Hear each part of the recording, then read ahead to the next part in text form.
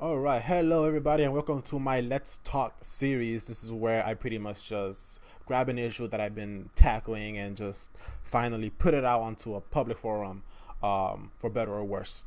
So, uh, I've been struggling with this issue, and it's the way I would describe it is that it's taking place in my social political brain, uh, you know, functions. In case anybody's wondering, I have here is They Are Billions right underneath me.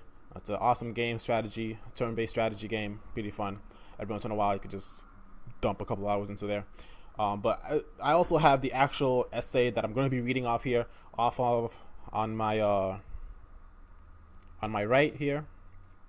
So let's continue.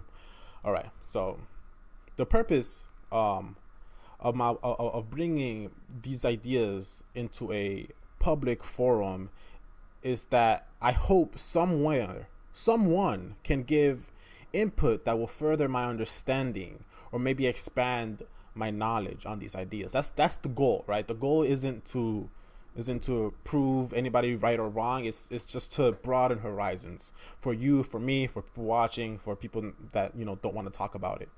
Um,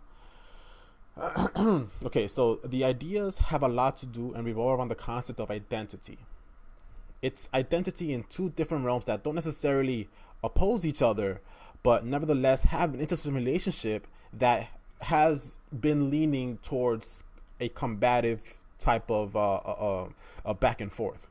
So the relationship I see people have um, is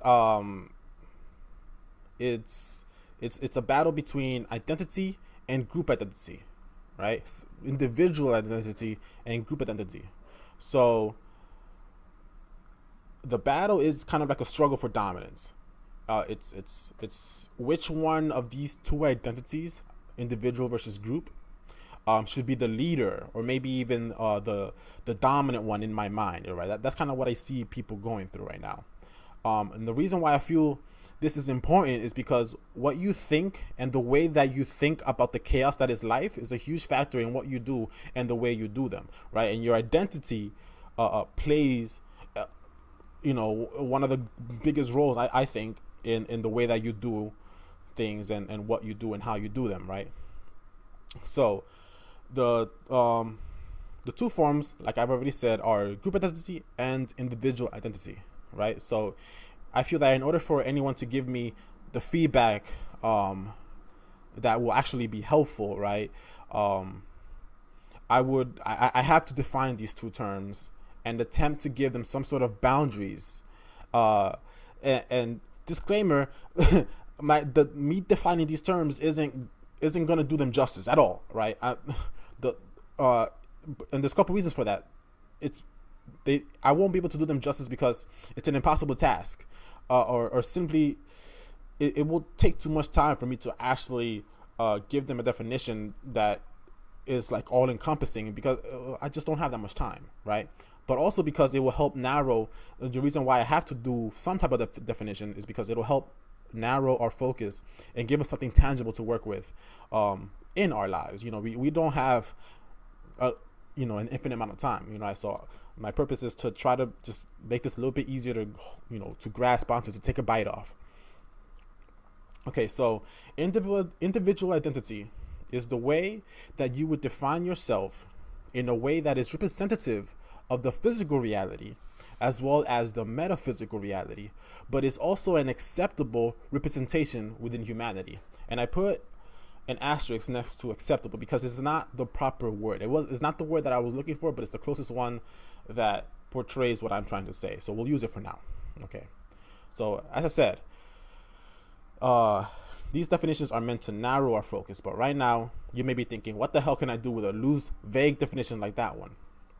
And I want to point out different parts of what I just said so that we can all kind of be looking in the same general direction in relation to the definition that I just put out about individual identity. So the first part is individual identity is the way that you define yourself. There's a couple of caveats with that. You have to be doing that in an honest way. And what do I mean when I say honest?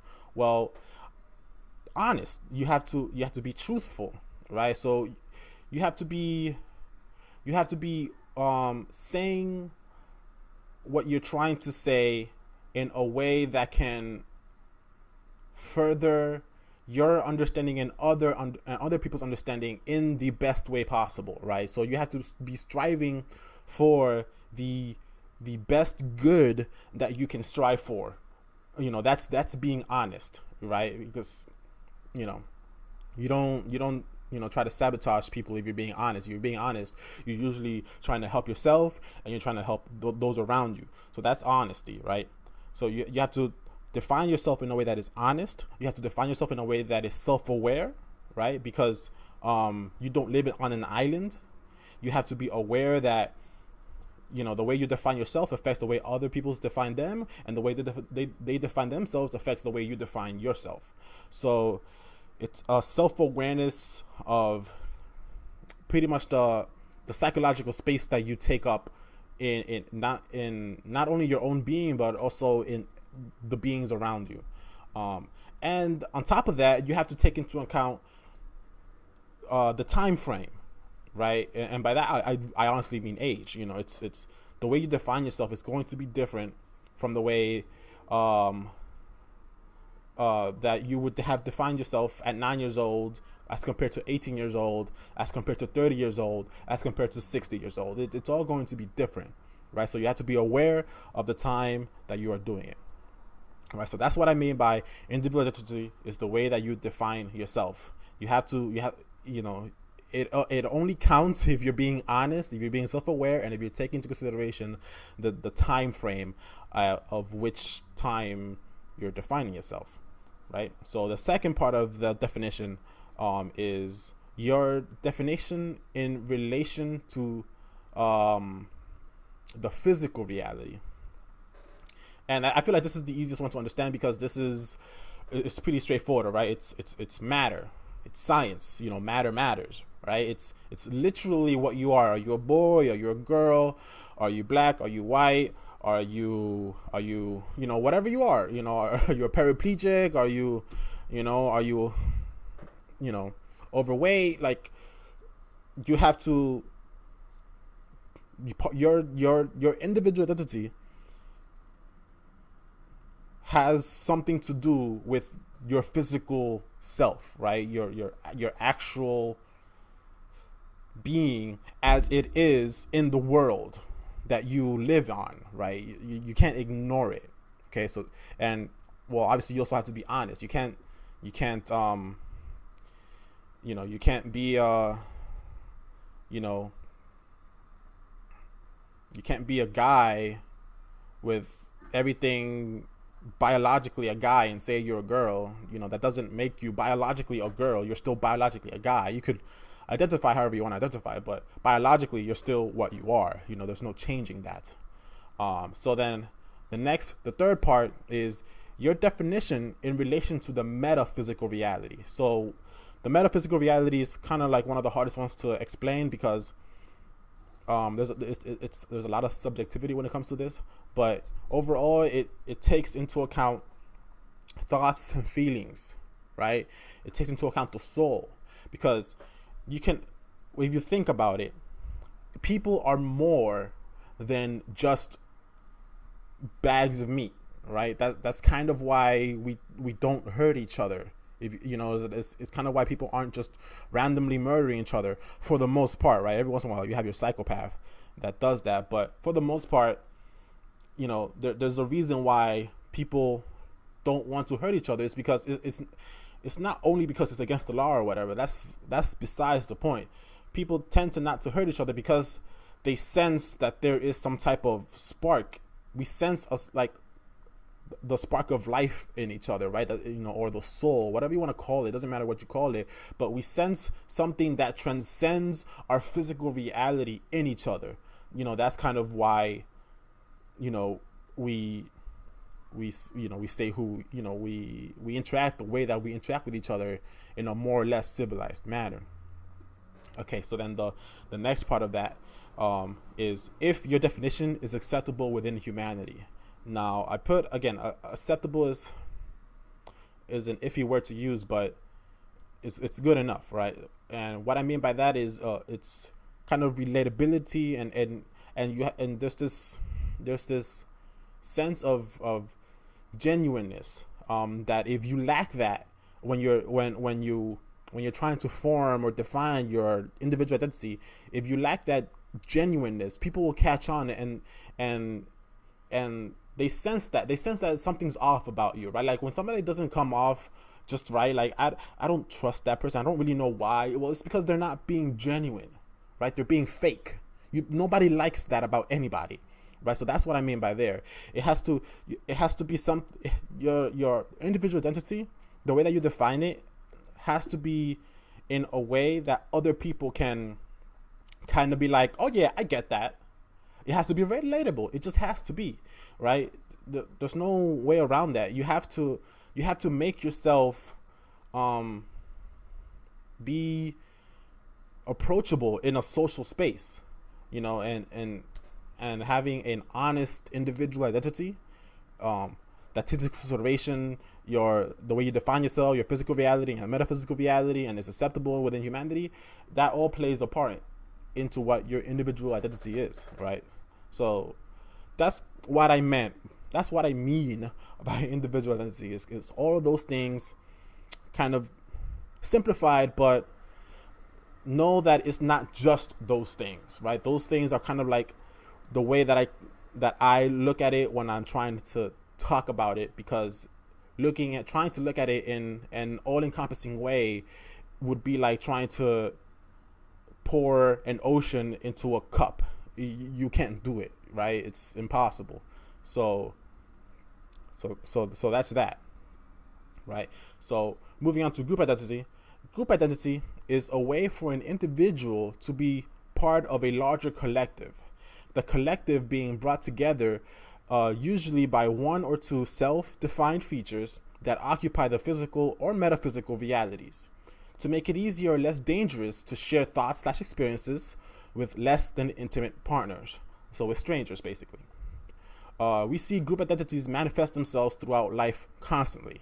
You see groups like jocks, nerds, goths, and even more general groups: women, men, white people, black people, etc. One person can be a part of many groups, but usually there is kind of one dominant group identity that umbrellas over all the other ones. Okay. There are many reasons why people would categorize themselves into one of the groups. The main reason I would argue is because their physical reality makes it easy to do so, right? So usually when we're talking about what is that umbrella kind of category, we're talking about one of the more general categories. Although every once in a while you do find somebody that is just hardcore jock, and that's kind of like that's how they identify in sports and beer and and all that.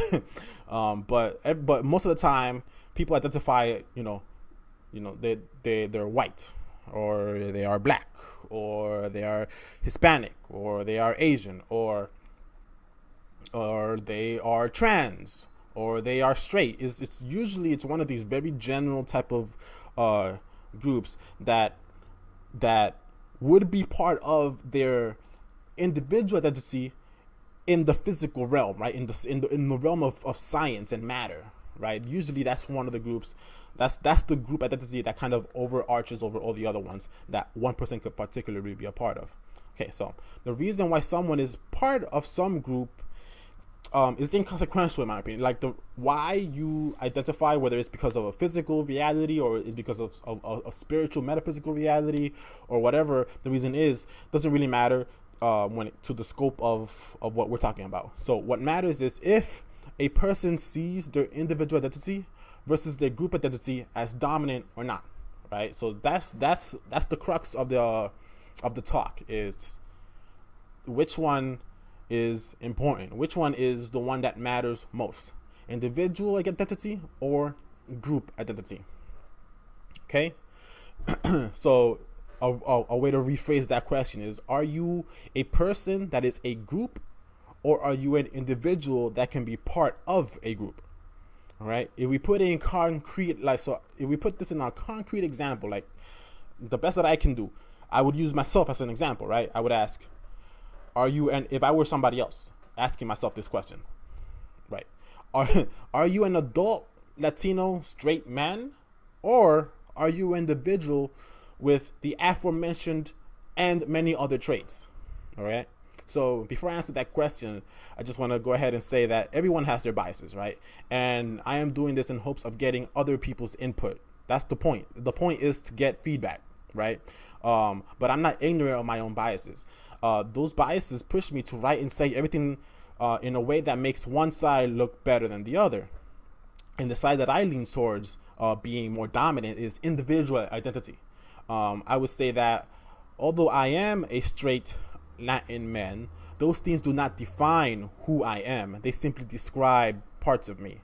I would even further say that these types of categories are shallow and insufficient when trying to explain why people do the things they do and who people are. Okay, so you can have a few people, let's say straight white man, gay Asian man, black trans woman, black bi man, straight Latin woman, whatever, it doesn't really matter. And they could all have more in common with each other than they do with people of their own groups. Or they could all be radically different from each other in a deeper and more meaningful way than what those traits already signify, right? So that's my whole point. Those identities, those group identities, make no difference. They're insufficient, woefully so. They nowhere near enough information is given about an individual, about a person, by their group identity for anybody else to formulate any type of meaningful opinion about that person. Okay, I feel that this is an honest approach when approaching other people. Look at someone as an individual over whatever group they happen to be a part of. Do not assume anything simply because you are a part of one group and someone else is a part of another group. Group categories offer very little information, very little, about who a person is. I'm not saying abandon your experiences with certain groups and go interact with people blindly. That would be dumb. All right. But do not dismiss the possibility that even if you have a certain set of experiences because of your or someone else's group identity, that does not mean that that individual that is part of the group is incapable of teaching you something, right? That does not mean that a person that is part of any specific group is incapable of teaching you something. So therefore, you should be open to at least the possibility that someone is able to and probably does have or know something, some kind of information that you would be better off also having, so that you don't get blindsided by the lack of that information sometime down the road. And that's how I feel. Hopefully I've articulated my points fairly and in a way that it was easy to follow. This is the best that I can do right now. I have been thinking about these ideas now for, I would say, the better part of 3 or 4 months. And yes, this is the best that I can do thus far. A part of that, I think, is because I have been thinking about it largely in a bubble by myself and just doing my own type of research and trying to just formulate my own thoughts on it. And hopefully by bringing these ideas out into a public forum, I'll get some input from other people and maybe even further articulate what I'm trying to say or change my message. Maybe my message isn't all that clear. Maybe it's not that well thought out. We all try the best that we can do, and hopefully people that are looking at this, it's fine if you kind of like latch on to 1 or 2 things, but do not